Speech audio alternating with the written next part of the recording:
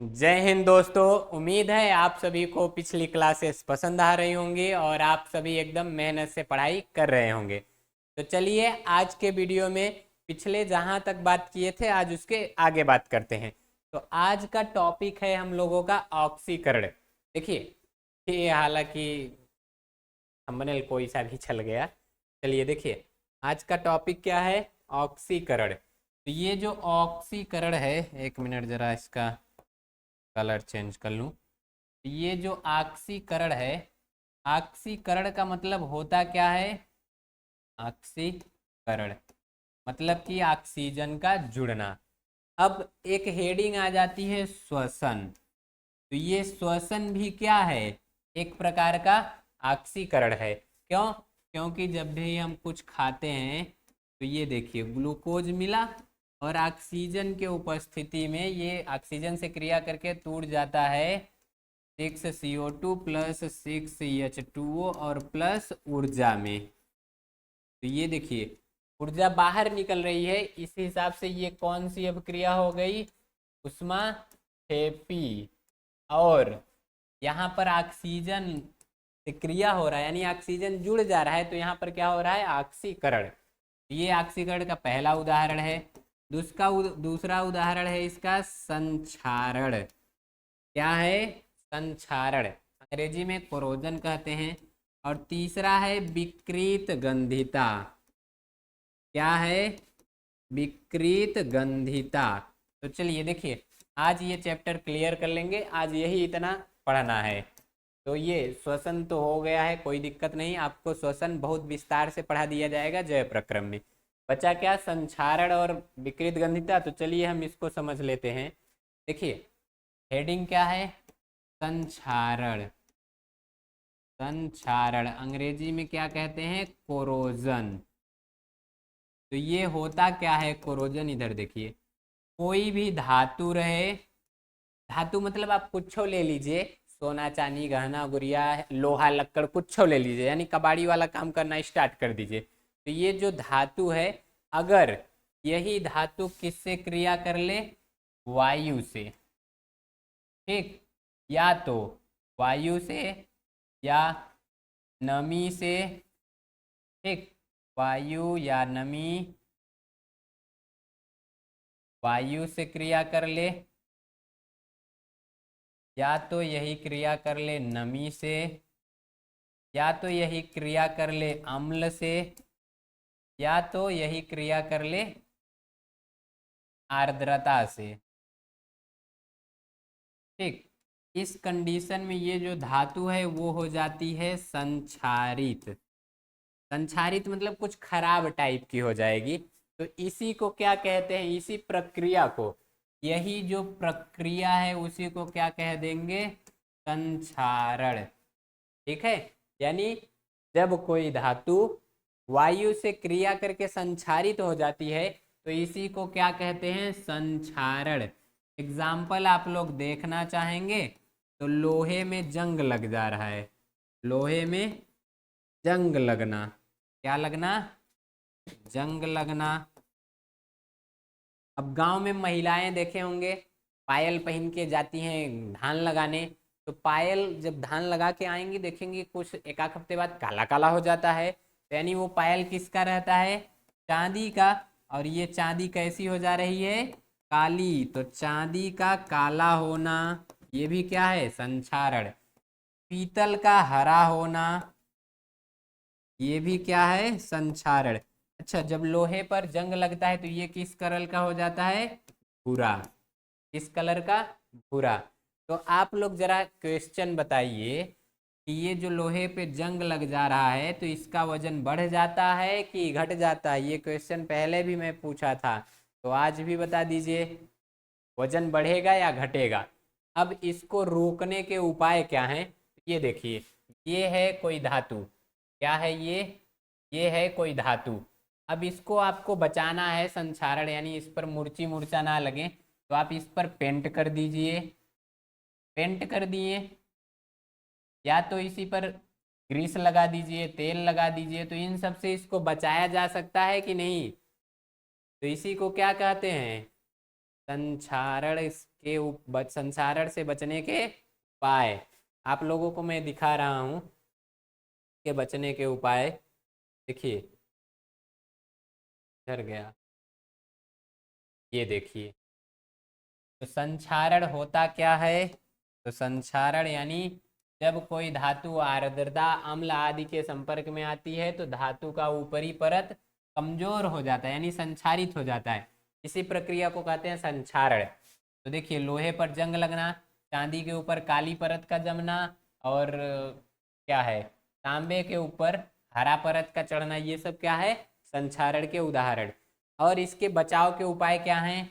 यसद लेपन है, विद्युत लेपन है, पेंट कर दीजिए उसी पर। इससे उस धातु को खराब होने से बचा सकते हैं।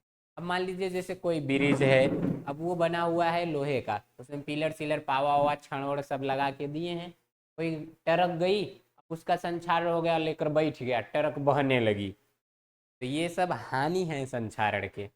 एक यहीं और दिया है विकृत गंधिता। देखिए ये विकृत गंधिता क्या होती है? जब भी कोई तैलीय पदार्थ, ठीक, यानी इसको जरा समझ लेते हैं। जब भी कोई तैलीय पदार्थ, कौन सा पदार्थ? तैलीय भोज्य पदार्थ, ठीक है, तैलीय भोज्य पदार्थ, ये क्या होगा? जब भी वायु के संपर्क में आता है तो यहाँ दो बातें याद रखिएगा। एक तो इसका गंध और दूसरा इसका रंग, ये दोनों में परिवर्तन आ जाएगा। ये दोनों क्या हो जाएंगे? परिवर्तित हो जाएंगे। इसी क्रिया को क्या कहते हैं? यही जो प्रक्रिया है, इसी प्रक्रिया को कहेंगे विकृत गंधिता। क्या कहेंगे? विकृत गंधिता। कौन सी प्रक्रिया? जब कोई भोज्य पदार्थ वायु के संपर्क में आता है तो उसका रंग और गंध, क्या, और स्वाद भी, स्वाद, ठीक, गंध स्वाद और रंग बहुत कम ही रहता है, इन सब में परिवर्तन आ जाता है। इसी को क्या कहते हैं? विकृत गंधिता। अब इसके बचने के क्या उपाय हैं? तो अब बर्तन जो है जिसमें रख रहे हो भोजन को, वो वायु रोधी होना चाहिए। यानी ऑक्सीजन से, जब देखो ये क्या कह रहा है, ऑक्सीजन से क्रिया करेगा, वायु से क्रिया करेगा तभी ना संसारित होगा, वायु से क्रिया ही मत करने दो। देखो इधर, तो ये बचने के क्या उपाय हैं? प्रति ऑक्सीकारक का उपयोग करके, यानी जो ऑक्सीजन से क्रिया ना करने दे, और उसके साथ वायु रोधी बर्तन, यानी जिसमें हवा ना प्रवेश कर सके, जैसे थर्मस वर्मस हो गया, इन सब में, या फिर जो कॉम्पैक्ट बॉक्स होता है उन सब में, सेटअप बॉक्स में भोजन वोजन रखो। वायु के स्थान पर नाइट्रोजन गैस। देखो तुम कुरकुरे तो खाए होगे, ये जो कुरकुरे है, ठीक, चाचा चाची अंगूरी भाभी टनटनी मोटू पतलू करके कुरकुरे बहुत सा आता है, उसमें नाइट्रोजन गैस भर देते हैं, जिससे पैक हुआ आज, उसको 6 महीने बाद खाओ तब भी वो कड़र कड़र आता रहता है। तो ये किसके कारण होता है? नाइट्रोजन गैस के कारण। तो भोजन में नाइट्रोजन गैस, मतलब वायु के स्थान पे नाइट्रोजन गैस का प्रयोग कर देंगे तो वो महकेगा नहीं। तो आज पनीर बना के रखो, 5 दिन बाद खाओ। शीतलन द्वारा, यानी उसको फ्रिज में रख दें। कहाँ रख दें? फ्रिज में, तब भी बचा रहेगा। तो मान लो जैसे कोई लड़की है, ठीक, अब वो लड़की रात को बनाई पनीर, सबको दे दी, बच गया थोड़ा सा, तो तू कल छिल चुरा के रख दी कि हाँ अब परसों खाएंगे। परसों उसका जो पनीर है गई ऐसे रख दी, और वायु से क्रिया करके पनीर महक गया। अब बेचारी परसों जब गई तो देखी, रोने लगी कि मेरा पनीर महक गया। तब उसका भाई आया कि देखो बेटा, अगर उसको तुम फ्रिज में रख देती तो वो सही रहता, आधा तुम खा लेती आधा मैं खा लेता, ठीक। तो देखिए आज क्या क्या पढ़े? संक्षारण, यानी कोई धातु हवा के संपर्क में आए और खराब हो जाए। और दूसरा क्या पढ़े? ये विकृत गंधिता, कोई भोजन वायु के संपर्क में आए और खराब हो जाए। तो दोनों को कैसे बचाया जाएगा वो भी बता दिया गया। तो आज यही ये चैप्टर हो गया है खत्म। बोलो कोई दिक्कत? एक बार आ जाओ, धड़ाधड़ रिवाइज कर लेते हैं चैप्टर को। तो चैप्टर में था क्या? देखिए, आ जाओ भैया, हाँ क्या कर रहे हो। तो इस चैप्टर में हम पहले पढ़ें कि रासायनिक अभिक्रिया क्या होती है। रासायनिक अभिक्रिया में उसमें अभिकारक क्या होता है। देखो यहाँ क्या क्या पढ़े हैं, हम फ्लो चार्ट बना दे रहे हैं। तो यहाँ सबसे पहले पढ़े हैं रासायनिक अभिक्रिया। क्या पढ़े हैं, सबसे पहले पढ़ें, या इसको एक काम करते हैं यहाँ लिखते हैं। क्या पढ़े हैं, रासायनिक अभिक्रिया, ये चैप्टर का नाम है। अब इसमें देखो कुछ हम पदार्थ पढ़ें। पदार्थ मतलब जैसे में अभिकारक है कि उत्पाद है, ये हम लोग पढ़ें, अभिकारक और उत्पाद। इसके साथ साथ रासायनिक अभिक्रिया के प्रकार पढ़ें। प्रकार में क्या क्या पढ़ें हम लोग, संयोजन पढ़ें, फिर वियोजन पढ़ें। 4 प्रकार की मुख्य रूप से होती है, तो संयोजन, वियोजन, विस्थापन और द्विविस्थापन। अब इसी में तुम लोग देखोगे तो ये जो वियोजन है ये भी अगेन 3 टाइप का हो जाता था। एक तो उष्मीय वियोजन, और दूसरा विद्युत वियोजन, और अगला प्रकाश वियोजन। तो ये सब हम लोग पढ़ लिए थे। इसके साथ साथ और क्या पढ़े हैं, तो देखो एडवांस में यहाँ पढ़े हैं रेडॉक्स। रेडॉक्स अभिक्रिया में क्या पढ़े, अपचयन पढ़े हैं और ऑक्सीकरण पढ़े हैं। ऑक्सीकरण, और इसी ऑक्सीकरण में हम लोग क्या क्या पढ़े, एक तो पढ़े संक्षारण, और दूसरा है पढ़े हैं विकृत गंधिता। विकृत गंधिता, देखो पूरे चैप्टर में हम लोग यही पढ़े हैं। इसके साथ साथ कुछ और अभिक्रियाएं हैं, जैसे में मैं यहाँ उन लोगों को लिख देता हूँ, ये स्पेशल अभिक्रियाएं, इसको दूसरे कलर से लिखता हूँ, ठीक। ये क्या है, स्पेशल अभिक्रिया। जैसे में अवक्षेपण अभिक्रिया आ गया। अवक्षेपण अभिक्रिया के बाद उष्मा क्षेपी आ गया, उष्मा शोषी आ गया, ठीक।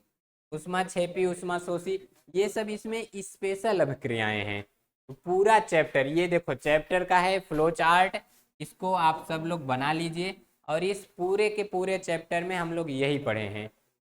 देखिए रासायनिक अभिक्रिया, अच्छा यहीं एक और पढ़े थे, रासायनिक समीकरण। क्या पढ़े थे, रासायनिक समीकरण। तो आज ये चैप्टर खत्म हो जा रहा है। अब आप लोग कल तैयार रहिएगा इसके एमसीक्यू के लिए।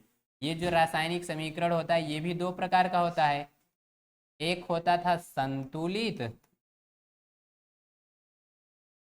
और दूसरा होता था असंतुलित। तो यही पूरे चैप्टर का ये है फ्लो चार्ट, आप लोग इसका स्क्रीनशॉट ले लीजिए। अब इस चैप्टर का हम कल लेकर आ रहे हैं एमसीक्यू, यानी इस चैप्टर से आपके बोर्ड के क्वेश्चन जो पूछे गए हैं वो, और इस पूरे चैप्टर को रिवाइज करवाएंगे एमसीक्यू के माध्यम से, ठीक है। तो इतना जितना बताया गया, आई होप आप सभी को समझ में आया होगा। मिलते हैं अगले वीडियो में, तब तक के लिए जय हिंद,